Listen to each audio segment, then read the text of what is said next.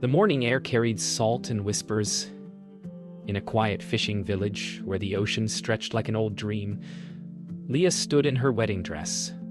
Simple, hand-stitched, trembling in the breeze. Around her, laughter rose like a cruel tide. They mocked her choice. The poor fisherman with nothing but calloused hands and an impossible heart. But when Elias reached for her, eyes full of promise and apology, the world fell silent. She saw no poverty there, only love raw and certain. In that moment, Leah believed that love could feed them, shelter them, make the world kinder. The priest's voice faded beneath the wind as two hands, small and rough, joined under a broken sky. The waves crashed like applause no one meant to give, and the first chapter of their story began against the noise of everyone who said she'd regret it. The celebration was small, barely enough food for 10, but laughter filled the spaces where luxury could not. Leah and Elias sat side by side on bamboo chairs under a canopy of hanging lanterns. The villagers' whispers had quieted, replaced by curious stares, some pitying, others amazed by their audacity. Leah didn't care. She watched Elias eat hungrily, wiping rice from his chin, laughing with the innocence of a boy who still believed the world could be kind. She thought of the life they'd build, a home by the sea, perhaps children playing in the tide pools. That night, when the last lantern dimmed and only the stars remained, Elias held her hand and said, "They'll laugh until they see what love can make." Leah smiled, believing every word. Days turned to weeks. Their home became a small shack by the rocks, patched with hope and tin sheets. Every morning, Leah rose before dawn, helping Elias prepare the nets. The sea was their companion, sometimes generous, often cruel. When storms came, Leah prayed, clutching the fabric of his old shirt. The neighbors' laughter softened into silence, then pity. Yet inside that fragile home, they found peace in small things. Shared rice, laughter by the lamplight, dreams whispered over waves. Leah learned that love didn't erase hunger, but it made it bearable. The days grew harder. Fish grew scarce, and Elias's pride heavier. He refused help from neighbors who once mocked him. Leah watched him grow restless, his laughter fading into silence. One night, as rain battered their roof, he spoke without meeting her eyes. "I'll make it better, Leah. I'll give you more than this." She touched his hand, whispering, "You already have." But he looked away, staring at the storm. The sea outside roared, like something calling his name. At dawn, Leah woke to find Elias already by the shore, staring at the horizon. His silhouette was framed by pale light, the waves pulling at his feet. She walked toward him, heart trembling with something she couldn't name. "One day," he said quietly, "you'll see me come back from that sea, and I won't be the poor man they laughed at." Leah smiled, though tears slipped down her cheeks. "Even if you never change, I'll still wait." The wind carried their promises out to sea, where all fragile dreams drift. The sea was calm that morning, too calm. Elias dragged his nets across the sand, his body leaner now, shoulders hardened by failure. Leah watched from the hut's doorway, her hands resting on the curve of her belly. Months had passed since their wedding, and hope had become a rhythm she repeated to herself. Each day, Elias returned with fewer fish, fewer smiles. The villagers' laughter had grown quiet, replaced by pitying glances. Leah still met him with a smile each evening, though she could feel something slipping away, something unspoken carried by the tide. By evening, the ocean turned violent. The storm came without warning, waves smashing boats like toys. Leah lit a single lamp and waited, listening for the creak of their door. When it finally opened, Elias stumbled in, soaked and furious. He slammed the net to the floor. "Nothing," he muttered, voice breaking. Leah rushed to him, her hands trembling as she wiped salt water and tears from his face. "We'll Try again tomorrow, she whispered, but Elias shook his head. Tomorrow doesn't feed us. Outside, thunder rolled across the water like a warning neither of them yet understood. Weeks turned to months. Leah gave birth to a daughter, Mara, under candlelight and the echo of crashing waves. Elias held the tiny child in his rough hands, his eyes glistening. Shall never go hungry, he swore. Leah smiled through exhaustion, believing him, but the promise hung heavy in the air, fragile as a prayer. Outside, the wind carried the sound of the sea's relentless pull. A reminder that even miracles were born into struggle. The baby's cries filled their nights. Elias left before sunrise, chasing the sea as if it owed him something. Leah stayed home, teaching local children by day, nursing Mara by night. The neighbors sometimes brought food, rice, dried fish, but Elias refused to accept it. They'll think we're begging, he said. Leah didn't argue.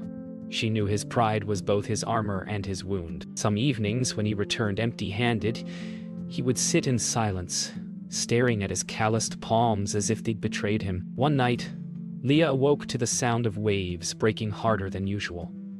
Elias was gone. She found him on the shore, kneeling in the dark, his face lit by lightning. I can't keep doing this, he whispered, staring at the sea. I'll go find work. In the city, maybe farther. Elias' heart dropped. The storm winds howled around them, tugging at her dress. What about us? She cried. Elias turned, his expression torn between love and desperation. I'll come back richer, he said, so you never have to see me like this again. The thunder swallowed his voice, and Leah knew the sea was taking him from her long before he even left. Days became seasons, and the sea stopped keeping its promises. Elias's letters never came. Leah learned to stop waiting at the shore. She raised Mara with the rhythm of survival, teaching in the mornings, sewing at night. Sometimes she would whisper stories of her father to the girl, painting him as a hero lost in adventure, not a man who had left. But when the wind blew from the sea, she could still smell the memory of him. Salt, sweat, and longing. And every night before she closed her eyes, she wondered if he thought of her too, wherever the tide had carried him. Years rolled by. Leah became known as the teacher by the sea. Her kindness turned gossip into silence. She taught barefoot children under the shade of palm trees, her voice calm and certain. Sometimes she'd catch herself staring toward the horizon mid-lesson, her words slowing, her eyes distant. The children would giggle, pulling her back to the present. In their laughter, she found something close to peace, but never quite peace itself. One evening, Leah found an old photograph, their wedding day. The paper had yellowed, edges curled like tired smiles. She stared at the faces of who they were, two dreamers believing love could outlast hunger. The tears came quietly like the tide's return. Mara walked in, asking, Mama, who's that man? Leah smiled faintly. That's your father, she said, her voice steady but her hands trembling. He's working far away. The lie hurt less than the truth. Mara hugged her, small arms warm against the cold silence of the years. The years did not steal her beauty, only softened it. Her hair grew longer, streaked with sun. Her laughter came rarely now, reserved for Mara, who was growing into the same curious spirit her father once had. On quiet nights when the moon hung low over the water, Leah would walk alone to the shore and listen to the waves. Sometimes, she swore she could hear his voice calling her name, not in pain, but in memory. It was how she kept him alive. Time moved quietly, like a slow tide. Mara turned 12, curious about the world beyond their small town. Leah smiled proudly, though part of her feared what waited beyond the horizon that had taken everything from her. One morning, a letter arrived, not from Elias, but from the city's school, offering Mara a scholarship. Leah held it close, tears in her eyes. Maybe this was the gift love had left her. Not the man who vanished into the sea, but the child who carried his eyes, his courage, and a future she'd once only dreamed of. The morning he returned, the sea was still. Leah was teaching when the whisper reached her. A stranger had arrived in a black car, asking for her by name. The village that once laughed at her now stood in awe. She walked slowly toward the dock, heart hammering against memories she'd buried. And there he was, Elias, older, broader, dressed in clothes that didn't belong to this place. He looked at her with eyes that knew both pride and regret. Elias' breath caught in her throat. The years between them seemed like a dream that had never truly ended, only paused. Elias smiled faintly, the same way he used to after a long day at sea. "You look the same," he said. Voice lower, steadier. Elias' reply caught in her throat. "You don't." Between them hung 10 years of silence, thick as the air before a storm. Mara appeared beside her mother, curious. Elias's eyes softened when he saw her, the face that mirrored his own youth. "This is Mara?" he asked. Leah nodded, her voice barely a whisper. "Your daughter." The word made him flinch, as though it carried both blessing and punishment. The town buzzed with gossip that evening. "He's rich now," they whispered. "Maybe he'll take her back." But Leah felt no triumph, only confusion. Elias had changed. His voice measured, his laughter restrained. He spoke of business, investments, a world far from salt and wind. Over dinner, Mara listened wide-eyed, asking him about cities and lights. Leah watched quietly, searching for traces of the man she once knew beneath the polish of success. But his eyes, those same eyes that once held the sea, now hid something deeper, something she couldn't yet name. That night, after Mara slept, Leah found Elias by the shore, staring into the darkness. "Why now?" she asked. He didn't answer immediately. "Because I finally can," he said at last. "I promised I'd come back rich." Leah studied him. The fine clothes, the watch that gleamed under moonlight, and realized that what I'd gained had cost him something invisible. "We were rich," she said softly. "You just never saw it." He turned away, his silence heavier than any storm the sea had ever brought. The next day, Elias offered to take them to the city. "A new start," he said, his tone almost pleading. Leah hesitated, looking at Mara's hopeful face. The world she'd built, the school, the home, the quiet peace, seemed to tremble before the weight of his offer. "Let me think," she whispered. Elias nodded, his expression unreadable. As he walked away, Mara ran after him, laughing, calling, "Papa!" For the first time, Leah stood frozen. The word broke something inside her, a sound both beautiful and unbearable. The days that followed were uneasy. Elias stayed in town, visiting often, bringing gifts, new clothes for Mara, groceries for Leah, promises that felt heavy in the air. The villagers whispered again, but this time their laughter was gone, replaced by envy. Leah watched him closely, trying to recognize the man beneath the gold watch and the careful smile. Every gesture, every word felt practiced, as if he were performing a version of himself for a story he no longer believed. And sometimes, when he thought she wasn't looking, she saw guilt flicker in his eyes, brief but real. One evening, while cleaning the table after dinner, Leah noticed a letter slip from Elias's coat. The handwriting was foreign, delicate, feminine. Her heart pounded as she unfolded it. The words were brief, but enough. "I wish you peace now that I'm gone." Celine, the name hit her like a wave. Celine Reyes, her old friend, the woman who had once mocked her marriage. Leah sank into the chair, the room spinning. She realized that Elias's wealth, his polished life, his silence, All of it was built on another woman's love. And that woman had died. That night, Leah couldn't sleep. The waves outside whispered names. Hers, his, and the one she could no longer forget. When Elias returned the next morning, she confronted him quietly. He froze, the truth flashing across his face before words could catch it.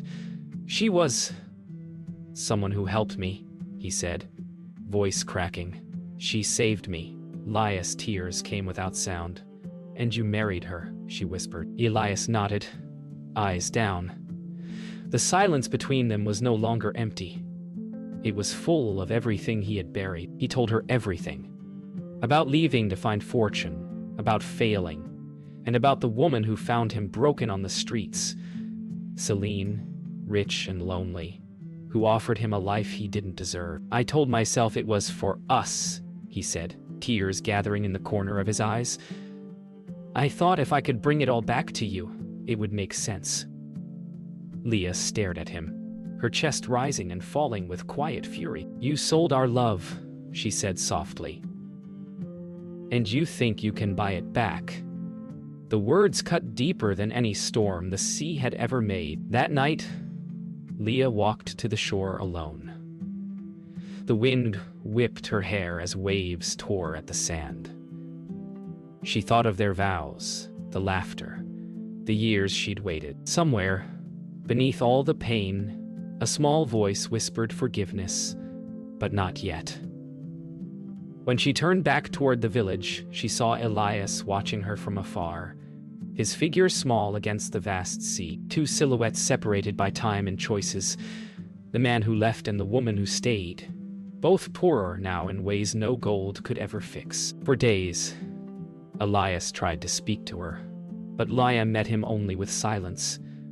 She moved through her routines as if nothing had changed, teaching, cooking, tending to Mara, yet her eyes had grown distant, hollow. He followed her one afternoon to the classroom, standing at the back as she taught. The children's laughter filled the air like light, but his presence cast a shadow she could feel without looking. When the lesson ended, Leah turned to him and said quietly, "You shouldn't be here." It wasn't anger in her voice. It was finality. That evening, Elias came to the house again, desperate. "Leah, please, let me make this right," he said. She looked at him with eyes that once overflowed with love, now dry with truth. "You can't rebuild something you abandoned," she replied. Mara stood by the doorway, listening silently, her face pale. Elias tried to reach for her, but she stepped back. "You left me with stories," Leah said softly, "and came back with ghosts." His voice broke as he whispered, "I thought I was doing it for you." Leah turned away, tears finally falling. "No," she said. "You did it for yourself." The next day, word spread. Elias was leaving again. Leah didn't stop him. She watched him from afar, standing by the old dock where they first met. Mara ran to her, eyes wet. "Is he going away forever?" she asked. Leah knelt down, brushing her daughter's hair back gently. "Sometimes people lose themselves chasing what they think they need," she said softly. "And by the time they find it, it's too late to come home." The ocean roared, carrying away the last pieces of the life they once shared. But fate was not done with them. That night, a storm swept in, fierce and unrelenting. News spread that Elias's car had been found at the coastal highway, abandoned, the tide rising dangerously close. Elias' heart froze. She grabbed a lantern and ran through the rain, Mara calling after her. She reached the cliffs just as lightning split the sky, and there he was, kneeling by the edge, soaked, trembling. "I never meant to lose you," he cried. The wind howled, tearing at his voice. Leah stood in the rain, her face streaked with tears. "You already did," she whispered. They stood there, the storm raging around them, two lives bound by love and destroyed by pride. Elias stepped forward, the wind pushing against him. "I came back to be forgiven," he said through tears. Leah shook her head. "Forgiveness isn't something you come back for. It's something you live worthy of." The rain softened to a drizzle. For a long moment, they simply looked at each other. The girl and boy they once were flickering in their eyes, then fading. Elias lowered his gaze. "I'm sorry," he whispered. Leah closed her eyes, the last tear falling with the rain. Weeks passed since the storm. Elias stayed in the village, frail and quiet.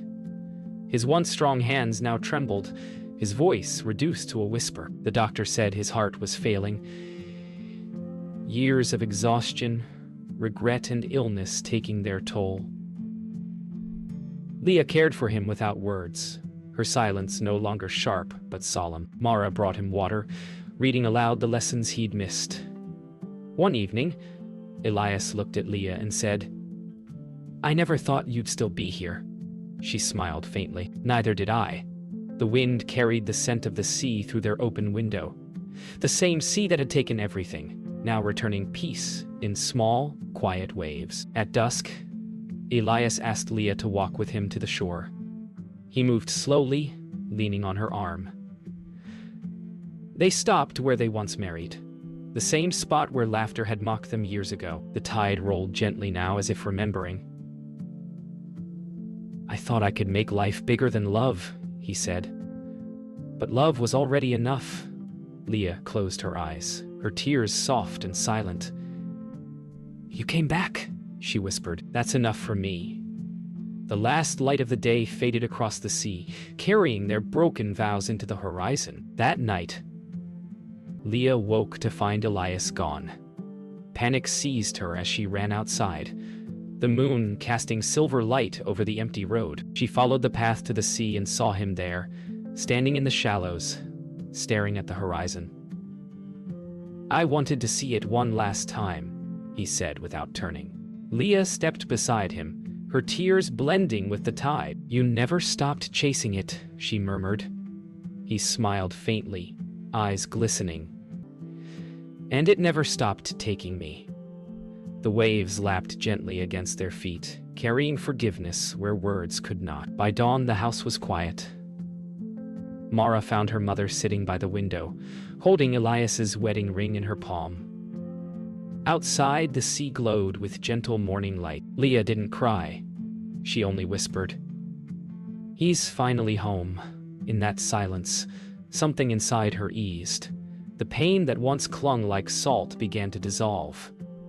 Mara leaned against her, resting her head on her shoulder. For the first time, Leah felt the weight of the years lift, replaced by a strange, soft peace. The kind that comes only after loving and losing completely. Years later, the village had changed. New houses, new faces, but the sea remained the same. Mara, 18, stood by the shore with an urn in her hands, Leah behind her, older now, eyes gentle. The wind was kind that day. Together they scattered Elias's ashes into the water, watching the gray dust dissolve into the waves. "Love is never poor," Mara whispered, repeating the words her mother once said. "Only people are." Leah closed her eyes as the sea embraced what once was lost. The tide carried him away for the last time, not in anger, but in peace.